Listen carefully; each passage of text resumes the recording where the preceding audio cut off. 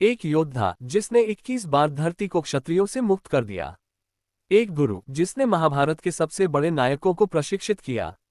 और एक रहस्यमय अमर आत्मा जिसका गुस्सा और शक्ति आज भी हमें हैरान करती है। कौन थे परशुराम? क्यों उनकी कहानी महाभारत का सबसे बड़ा रहस्य है? इस वीडियो में हम खोलेंगे परशुराम के जीवन के हर अनसुने पहलू को। अगर आप महाभारत के इस रहस्यमय योद्धा की पूरी कहानी जानना चाहते हैं तो अंत तक हमारे साथ बने रहें। नमस्ते दोस्तों, स्वागत है हमारे चैनल पर। आज हम बात करेंगे महाभारत के उस योद्धा की जिसका नाम सुनते ही रोंगटे खड़े हो जाते हैं। वो योद्धा जिसके पास था भगवान विष्णु का आशीर्वाद, जिसके फरसे ने पूरी दुनिया को हिलाकर रख दिया। जी हाँ, हम बात कर रहे हैं भगवान परशुराम की। परशुराम सिर्फ एक योद्धा नहीं थे, वो एक ब्राह्मण थे, एक गुरु थे और सबसे बढ़कर भगवान विष्णु के छठे अवतार। लेकिन उनकी कहानी में कई ऐसे रहस्य हैं जो महाभारत में छुपे हुए हैं। आज के इस छोटी सी वीडियो में हम आपको ले चलेंगे परशुराम की जिंदगी के हर पहलू पर, उनके जन्म से लेकर उनके गुस्से, उनके गुरु बनने और महाभारत में उनकी भूमिका तक। तो तैयार हो जाए एक ऐसी यात्रा के लिए जो आपको इतिहास और पौराणिक कथाओं के बीच ले जाएगी। परशुराम का जन्म और बचपन।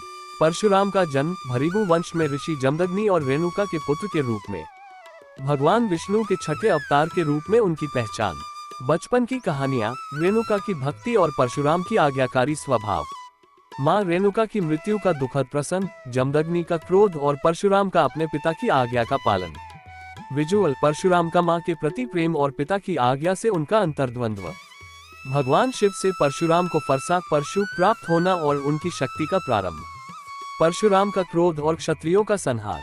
कार्तवीर्य अर्जुन सहस्त्रबाहु की कहानी, कैसे उसने जमदग्नि के आश्रम को नष्ट किया और कामधेनु गाय को चुराने की कोशिश की।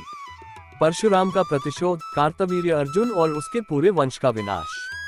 21 बार क्षत्रियों का संहार, क्यों परशुराम ने पूरी क्षत्रिय जाति को निशाना बनाया। विजुअल, परशुराम का फरसा और रक्त से भरी नदियां, जैसे पौराणिक कथाओं में वर्णन। क्या परशुराम का क्रोध उचित था? इस पर चर्चा और पौराणिक दृष्टिकोण। परशुराम का गुरु रूप और महाभारत के योद्धाओं से संबंध।